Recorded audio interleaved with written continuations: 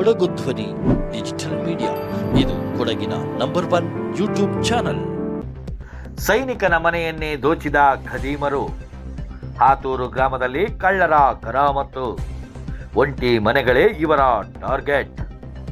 ಹೌದು, ದೇಶಕ್ಕೆ ರಕ್ಷಣೆ ನೀಡುವ ಸೈನಿಕನ ಮನೆಯನ್ನೇ ಗುರಿಯಾಗಿಸಿ ಖದೀಮರು ಕೈಚಳಕ ತೋರಿರುವ ಘಟನೆ ಪೊನ್ನಂಪೇಟೆ ತಾಲೂಕಿನ ಹಾತೂರು ಗ್ರಾಮದಲ್ಲಿ ಬೆಳಕಿಗೆ ಬಂದಿದೆ.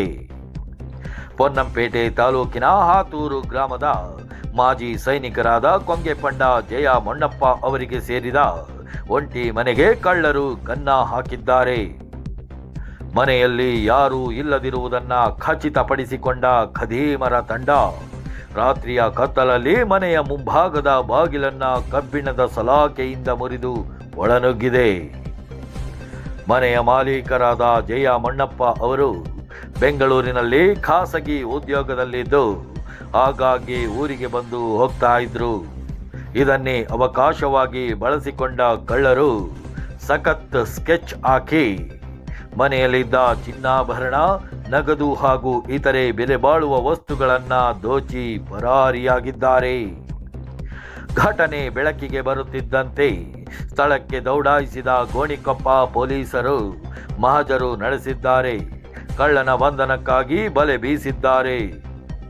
ಆದರೆ ಹಾತೂರು ಗ್ರಾಮದಲ್ಲಿ ಪದೇ ಪದೇ ನಡೆಯುತ್ತಿರುವ ಈ ಸರಣಿ ಕಳ್ಳತನದಿಂದ ಗ್ರಾಮಸ್ಥರು ತೀವ್ರ ಆತಂಕಕ್ಕೆ ಒಳಗಾಗಿದ್ದಾರೆ. ದೇಶ ಕಾಯುವ ಸೈನಿಕರ ಮನೆಗೆ ಕೈ ಹಾಕುವಷ್ಟು ಧೈರ್ಯ ಈ ಖದೀಮರಿಗೆ ಎಲ್ಲಿಂದ ಬಂತು? ಜನಸಾಮಾನ್ಯರ ಸುರಕ್ಷತೆಯ ಗತಿ ಏನು ಎಂದು ಸಾರ್ವಜನಿಕರು ಪ್ರಶ್ನಿಸುತ್ತಿದ್ದಾರೆ. ಕೂಡಲೇ ಖದೀಮರನ್ನ ಹೆಡೆಮುರಿ ಕಟ್ಟಿ ಜೈಲಿಗಟ್ಟಬೇಕು ಎಂದು ಪೊಲೀಸರಿಗೆ ಸಾರ್ವಜನಿಕರು ಆಗ್ರಹಿಸಿದ್ದಾರೆ. ಹೋದ್ಮೇಲೆ ಇಲ್ಲಿ ಕಳ್ಳತನ ಇವಾಗ ಲೀಸ್ಟ್ ಕೊಡ್ತೀನಿ. ನಾನು ಇವಾಗ ಇದಕ್ಕೆ ಹೋಗ್ತಾ ಇದ್ದೀನಿ, ಇದು ಗೋಣಿಕೊಪ್ಪ ಸ್ಟೇಷನ್ಗೆ ಹೋಗ್ತಾ ಇದ್ದೀನಿ. 19ನೇ ತಾರೀಕಿಂದ ಇಲ್ಲ. ಅದಕ್ಕೆ ಸರಿ ಇವಾಗ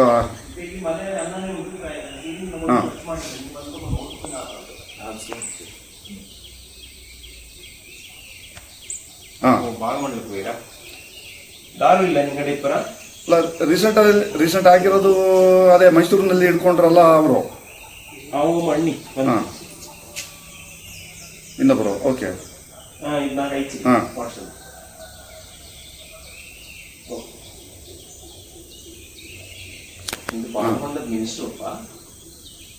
ಓಕೆ ಓಕೆ ಅಟೆಂಪ್ಟ್ ಮಾಡಿದ್ದಾನೆ. ಅಲ್ಲಿಂದ ಇಲ್ಲಿ ಗ್ರಾಮಸ್ಥರು ಎಲ್ಲರೂ ಅವರಿಗೆ ಒಂದು ಇದು ಕೊಟ್ಟಿದ್ದಾರೆ, ಮಾಹಿತಿ ಕೊಡ್ತಾರೆ. ಒಂದು ಸಭೆ ನಡೆಸಿ ತಗೊಂಡು 3-4 ತಿಂಗಳಿಂದ ಯಾವ ಸಭೆನೂ ಇಲ್ಲ. ಮೊನ್ನೆ ಈ ರೋಷನಿ ಹೆಲ್ಪ್ ಲೈನ್ ತಗೊಂಡು ಇದರಲ್ಲಿ ಸುಮಾರು ಕಂಪ್ಲೇಂಟ್ ಮಾಡಿದ್ದಾರೆ.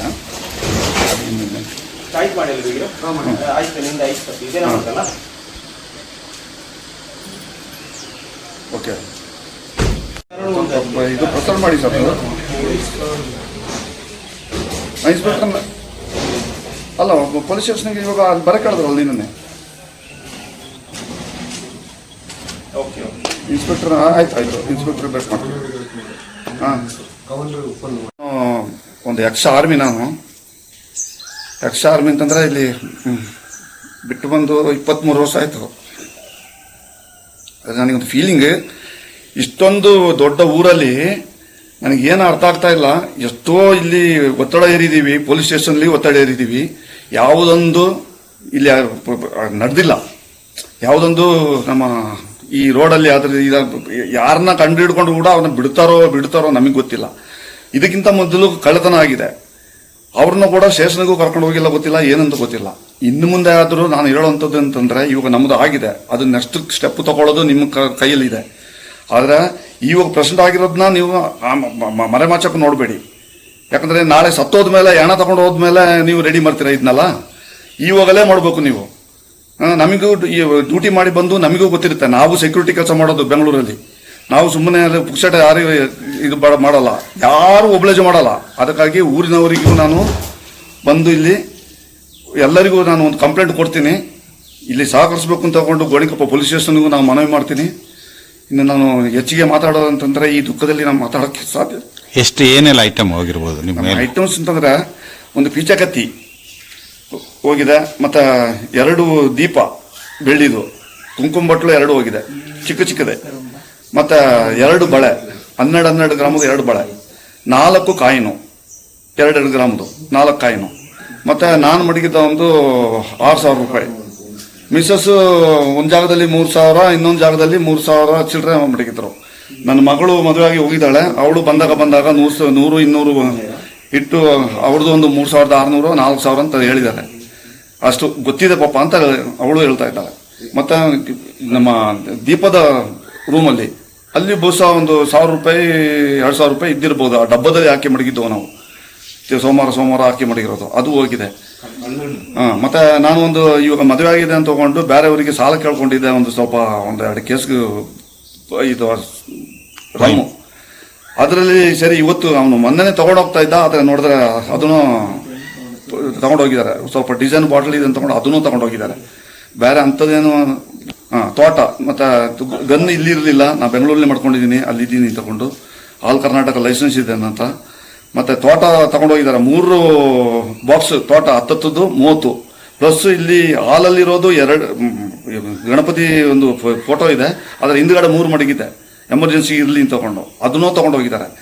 ಎಲ್ಲ ಸಾಮಾನು ಹರಡಿ ಮಾಡಿ ಇದನ್ನ ನೋಡಿದ್ರು ಇದು ಇಲ್ಲಿ ಏನೋ ಒಂದು ನಡೆದಿದೆ, ಯಾರೋ ಒಬ್ಬರದ್ದು ಕೈ ಇದೆ, 100% ಇಲ್ಲಿ ಕೈ ಇದೆ. ಇದನ್ನ ಇನ್ನು ಮುಂದೆ ಆದರೂ ಈ ಪೊಲೀಸವರು ನಮ್ಮ ಯಾವುದು ಗೋಣಿಕೊಪ್ಪ ಪೊಲೀಸ್ ಸ್ಟೇಷನ್ ಸ್ವಲ್ಪ ಚುರುಕು ಮಾಡಿ ಈ ಪಡೆದಿರುವಂಥ ಐಟಮ್ಸ್ಗಳನ್ನು ಸ್ವಲ್ಪ ಹಿಡಿದು, ನಮಗೆ ಇಲ್ಲ ಅಂತಂದರೆ ಅವ್ರಿಗೆ ಆಗಲ್ಲ ಅಂತಂದರೆ ಗ್ರಾಮಸ್ಥರಿಗೆ ಒಪ್ಪಿಸ್ಲಿ, ನಾವೇ ಅವರಿಗೆ ಬುದ್ಧಿ ಕಲಿಸ್ತೀನಿ ತಗೊಂಡು ಹೇಳ್ತಾ ನಾನು ಹಾತೂರು ಗ್ರಾಮದ ನಿವಾಸಿ ಕೊಕ್ಕಂಡ ರೂಪಾ ಭೀಮೆ ಮಾತಾಡ್ತಿರೋದು. ಏನೆಂದರೆ ಇತ್ತೀಚೆಗೆ 1-2 ತಿಂಗಳಿಂದ ಹಾತೂರು, ಕೊಳ್ತೋಡು, ಬೈಗೋಡು ಸುತ್ತಮುತ್ತ ತುಂಬ ಕಳುವು ಆಗ್ತಾ ಇದೆ. ಮನೆ, ದೇವಸ್ಥಾನ, ಶಾಲೆ. ಮೊನ್ನೆ ಶಾಲೆಯಲ್ಲಿ ಸಮೇತ ಕಂಪ್ಯೂಟರ್ಲೆಲ್ಲ ಕದ್ದು ಹೋಗಿದ್ದಾರೆ. ಮತ್ತು ಇಮ್ಮಿಡಿಯೇಟ್ ಪೊಲೀಸ್ ಕಂಪ್ಲೇಂಟ್ ಮಾಡಿ ಬಂದಿದ್ದಾರೆ. 112ಗೆ ಕರೆ ಮಾಡಿ ಅವ್ರು ಬಂದರು.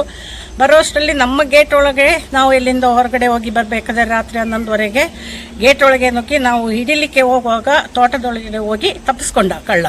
ಬಟ್ ಇಮಿಡಿಯೇಟ್ ನಾವು ಮುಟ್ಟಿಸಿದ್ದೀವಿ ಸುದ್ದಿ. ಅವ್ರು ಬಂದು ನೋಡಿ ಹೋಗಿ ನಾನು ಸ್ವಲ್ಪ ಅದರ ಮಾರನೇ ದಿನ SP ಗೆ ಡೈರೆಕ್ಟ್ ಫೋನ್ ಮಾಡಿದೆ.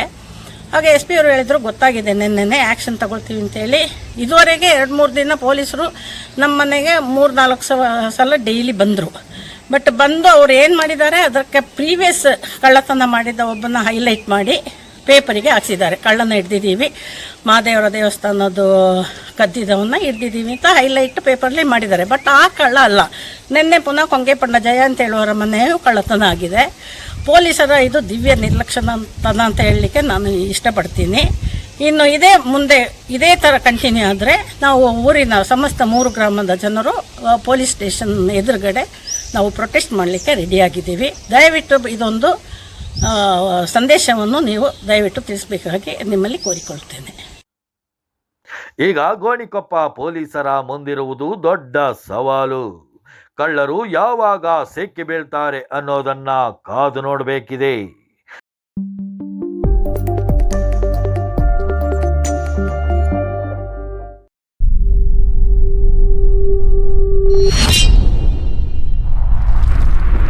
ಕೊಡಗು ಧ್ವನಿ ಡಿಜಿಟಲ್ ಮೀಡಿಯಾ, ಇದು ಕೊಡಗಿನ ನಂಬರ್ 1 ಯೂಟ್ಯೂಬ್ ಚಾನಲ್.